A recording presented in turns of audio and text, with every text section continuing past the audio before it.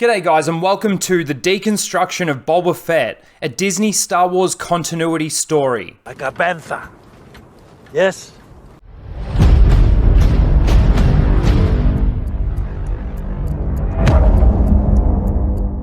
Ever since Disney took over Star Wars, they've managed to do irreparable damage to the franchise. Not only did they decanonize the EU for creative freedom, which has left the lore and continuity of Star Wars unrecognizable, that's not how the Force works. But they've done massive damage to the characters. Han, Luke, Leia, Chewie, R2, 3PO, Anakin, and even Palpatine. Then there's The Mandalorian, which is a Disney character, and the continuity of the show, characters, and story have a lot of its own problems. They're changing the lore and making their own new lore, which in turn makes it all fall apart. The newest character on the Disney deconstruction chopping block is Boba Fett.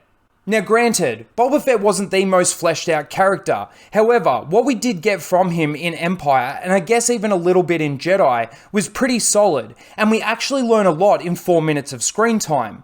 I think George did a pretty good job of expanding on the character of Boba Fett in the prequels. Again, not a lot of screen time, but I think it can bring a little bit more clarity to why Vader says something like this to Boba. No disintegrations.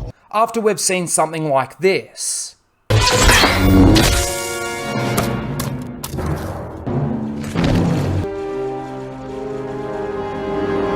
My understanding of Boba at this point is that he loved his father, saw him get killed by a Jedi, sending him down this path of becoming a bounty hunter like his father before him. He becomes one of the best, if not the best bounty hunter the galaxy has ever seen. His name is known galaxy-wide and feared if you were the bounty he was chasing. He was just like his father, but better. But he was still just a simple guy trying to make his way in the galaxy. Just going back to the no disintegration scene, this one scene tells us a lot about Boba Fett with 2 simple words.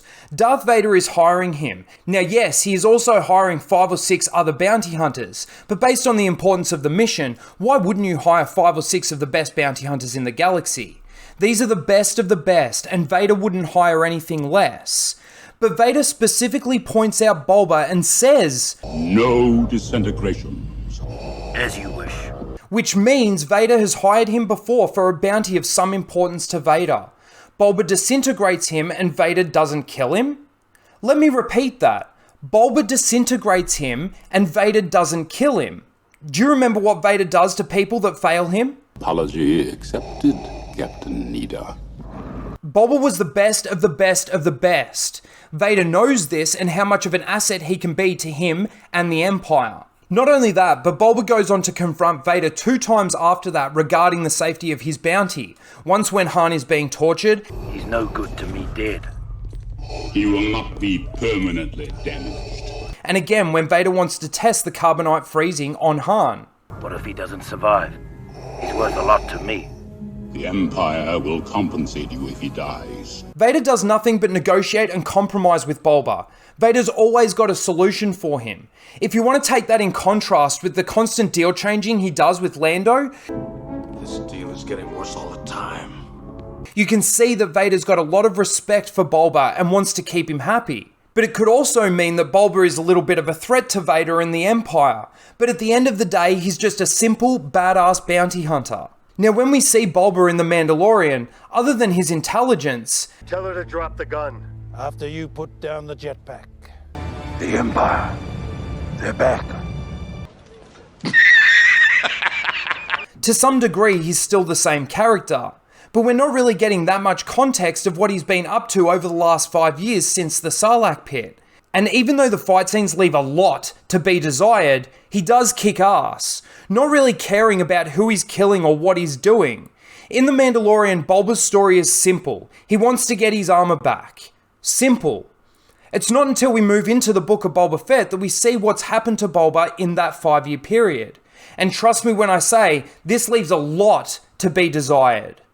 In the first 4 episodes of the Book of Boba Fett, there's a mixture of flashbacks and present day content. Let's start with the flashbacks and move our way up to present day. Firstly, the flashbacks only show us up to Mando Season 1 when he saves Fennec. It does nothing to show us how and when he actually finds his armor. We know from Mando Season 2 that Boba sees Mando leave Cobb Vanth with his armor, but we still have no idea how he tracked him all the way to Tython, where he finally gets his armor. And there were a fair few locations Mando goes to between Tatooine and Tython. Based on how important it is for Boba to get it back, I thought we would have seen it. I'm gonna find my armor. But I honestly don't think they've got any way of explaining it. What else do we learn from the flashbacks? How he gets out of the Sarlacc pit? That he spent 5 years beaten, tortured, and then taken in by the Tuskens, and that results in him wanting to take over Jabba's territory. The problem is, we don't really see anything. They don't really show us how he gets out of the Sarlacc. They don't show how long he's been a Tusken prisoner compared to a tribe member in that 5-year period. And they don't explain why any of that would or should change his life motivations. We're led to believe that these two incidents, the Sarlacc and the Tuskens, made him change his motivations, and just like that, he's a changed man. He essentially wants to tear down the legacy he and his father helped build, all because he thinks the employers aren't that smart and they're willing to put these bounty hunters' lives at risk. I'm tired of our kind dying because of the idiocy of others. We're smarter than them. He's now worried about how many lives could have been saved. How many times have you been hired to do a job that was avoidable? If they only took the time to think. How much money could have been made? How many lives could have been saved? Which just goes to show how unintelligent this character has become. How this works is, a client will put a bounty out there, a bounty hunter will see it and choose whether or not he wants to take on that bounty. No one is putting their lives at risk but themselves. Boba Fett was always shown to be a pretty smart character. He was able to figure out what Han was doing when he disappeared off radar. Captain Nita, the ship no longer appears on our scopes. He made sure Slave 1 was thrown out with the trash so that he could follow the Falcon. He came up with that plan because of the maneuver Han pulled. Pretty smart, right? Now this is just another simple example of how unintelligent Boba Fett has become. He's in the Sarlacc pit in his armor. He knows this because he went in there with it on, and he wakes up with it on needing oxygen, which he just so happens to get from a convenient stormtrooper. He then stupidly uses his flamethrower using the armor, and then crawls up through the sand, which he probably wouldn't have been able to do without the armor. He then seems to pass out from exhaustion. The Jawas show up and start stripping the armor off him. He wakes up, grabs one of the Jawas, and they knock him out. He clearly knows the armor was an integral part of him being able to escape, but he still goes back to find the armor in the Sarlacc pit. Why? They also break law in this scene as Boba's armor is not made of Beskar. It's dissolved. Not Beskar. As far as I know, it was always made of Durasteel. Now, the only way they could make this story work with the Tuskens is to completely rewrite Tusken lore. Tuskens were always portrayed as bad people, shooting at pod racers. They kidnapped and tortured Shmi Skywalker to death. They knock out and raid Luke. They probably would have kidnapped him if Obi-Wan didn't show up. They don't like technology and they don't like settlers, aka anyone that's not a Tusken. Now, we're led to believe that not only did we, the audience, misunderstand them, but so did all the characters of Star Wars. Those Tuskens walk like men, but they're vicious, mindless monsters. 30 of us went out after her, 4 of us came back. They're like animals, and I slaughtered them like animals. In Boba Fett's own words, he was rescued by the Tuskens, I was rescued by the Sand People. treated as one of their own, They took me in, treated me as one of their own. and that he tried to help them. I tried to help them. I still don't know or understand why he even cares. When he was first taken by them, he was tied up, beaten, tortured, and used for slave labor. I think there were so many more opportunities for him to bail on the Tuskens after that first escape attempt. But again, we have no idea how long he was a prisoner and how long he was a part of the tribe for in that 5-year period. But what they do to Boba Fett in this series is a summer vacation compared to what they do to Shmi.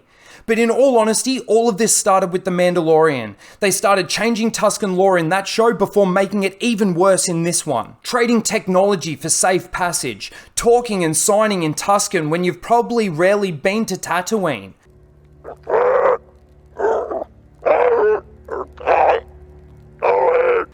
Tuskens don't like technology and settlers, so why trade with technology, and why would Mando know how to speak Tusken? But in all honesty, these Tuskens should just be killing these people, or at least attempting to. In the book of Boba Fett, the Tuskens aren't even close to the monsters we know them to be. Those Tuskens walk like men, but they're vicious, mindless monsters. All they seem to do is comb the desert for water coconuts. We ain't found shit. And gaffy stick combat training. They take in Boba after he kills Sangoro, and we have no idea how long that was. He helps them defeat the train by teaching them how to ride speeder bikes.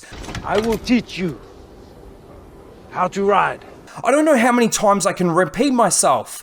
Tuskens hate technology and hate settlers. It's religious to them. If you want good Tusken lore, read the Kenobi novel. But the way Boba Fett is acting throughout all of this is so not Star Wars, and so far removed from the character of Boba Fett. It's so lame and cringe and childish. Like a bantha. Yes? He's no longer the most feared badass bounty hunter. He's become a soft little sensitive bitch. Keep an eye on them. Sorry, it's an expression. Don't have to be sorry, mate. I paid a lot for this. Proud of my eye. My point is, they're changing the lore to try and help this stupid story about the most feared bounty hunter in the galaxy not wanting to do it anymore. He wants to rule as a crime lord with respect, not fear, and he wants to stop the crime because it puts their people's lives at risk, and corporation can make them all rich. I don't get it. I just want to see the simple badass bounty hunter trying to make his way in the galaxy. But again, the intelligence of this character has just disappeared. It must have been absorbed by the Sarlacc pit. Fennec is always translating stupid dialogue he should already understand. He wants you to pay him. The decision making in fights is absolutely disgraceful. The decision to stay in the burnt out club as opposed to going to the palace where they'd be more protected is pathetically disgraceful. We'll stay. And then there's the decision and reason he doesn't want to just walk into Jabba's palace and ask for his ship back. If the ship is yours, why don't you just ask for it back? All of this makes Boba look so fucking retarded, especially that last one. Everybody knows you never go full retard. For 5 years, Bib Fortuna thought Boba was dead. Before Boba died, it didn't seem that there was any beef between the two, and Slave One is Boba's ship. It's kind of lucky it's still there after 5 years. So what's the reason Boba gives to why he doesn't want to go in and just ask for it? Because I might not like the answer. Really? This is how I think it would have gone down. Boba walks in there non-threatening. All the guards notice that it's Boba Fett and say, "Hi Boba," because again, he's known galaxy-wide. He goes up to Bib. Bib says, Boba! Boba says, "I want my ship back." Now Bib can respond in one of two ways. He could say, "Yeah, no problem, here's the keys." Boba takes his ship and leaves. And that would probably be the more likely scenario that would happen based on Bib's fear of what Boba would do if he said no. But that's the other choice Bib has, to say no, the ship is mine now. Well, that's when the Boba I know starts shooting if it's possible without being overwhelmed. That's how you tell that story. No sneaking in, dodging guards, all to get caught but still succeed. It's almost like a hard reset and none of these characters actually know each other anymore. At the end of the day, this show, just like The Mandalorian, has a lot of problems. No heart and no soul. This show has done just as much damage to Star Wars as the sequel trilogy, because not only does it destroy and deconstruct the character of Boba Fett, but they've changed Tusken lore. You could say they've changed Tatooine lore, the Hutts, the Tuskens, the crime syndicates. It's like a fucking video game. But then anything new they decide to add into the Star Wars universe doesn't fit, looks stupid, and starts creating new holes in the story and universe. He's depressed. This beast can feel such things. Rancor are emotionally complex creatures. When it comes to the story of the Book of Boba Fett, there is none. The Pikes want to use Tatooine to run their spice. Were they doing this when Jabba was in power, or has this just happened in the last 5 years? Why is it so important that the Pikes use this planet to run their spice? Where is their base of operations? What is the purpose of their operations? Why does Boba want to get rid of them? He should be asking them for protection money as the self-proclaimed crime lord.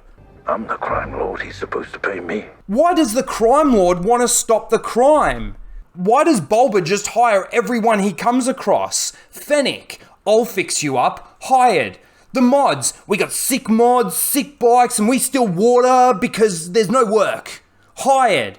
Chrysanthemum, you tried to kill me, then you go to a bar under my protection and make a fucking mess. Looks like you could use a job. It's become that predictably lame, you can literally predict it. How was Boba, Fennec, 2 pigs, Chrysanthemum, 4 mods, Mando, and the people of Freetown gonna fight a war against the Pikes, Cad Bane, and it ended up being the 3 other syndicates? What the hell are they even fighting for? The questions just go on and on. Where were the Pikes holding up with all their troops and super droidica droids? If it was so easy for Fennec to go and kill all the syndicate leaders and Mayor, why didn't she just do that after episode 3? They knew they were preparing for war. They're going to war. Why did Boba get the Rancor instead of his ship when he goes back to the palace? Why was it so important to give us 2 episodes of The Mandalorian instead of at least giving us some growth with the Rancor? We go from this... I want to learn to ride this one. ...to this. And there's nothing in between. How much time's gone by? Why do the Hutts not care about Tatooine anymore? If Chrysanthemum was sent to kill Boba, why didn't he just shoot him or stab him through the Bacta tank? He just picks him up and throws him around the room a few times. How did Chrysanthemum sneak up on the Bacta tank? Every decision that's made by all of these characters has a big question mark next to it, because every decision or reaction isn't the correct human reaction. We'll stay. So it ends up making no sense to the viewer. But not only is the decision making absolutely stupid, but then you've got things like the Nightwind Assassins. Very expensive. Overpriced. You're paying for the name. But they're no fucking good. What assassins use electric spears and shields? This is Star Wars. Where are the fucking blasters? We literally have no answers to any of these questions. And that's just simple plot and story questions. There's so many more lore and continuity issues, it doesn't even resemble Star Wars when it comes to lore and continuity. But as long as you get your member berries and your montages, lore and continuity doesn't matter as long as you get your emotional payoff, right? They have actually managed to do more damage to the character of Luke Skywalker in this series of the Book of Boba Fett. And I'm going to do another video just like this on that topic, so don't forget to subscribe. Anyway, I just wanted to show you some simple examples of how Disney has continued to treat Star Wars under John's, Dave's, and Kathleen Kennedy's watchful eyes. Please don't forget to like, share, and subscribe.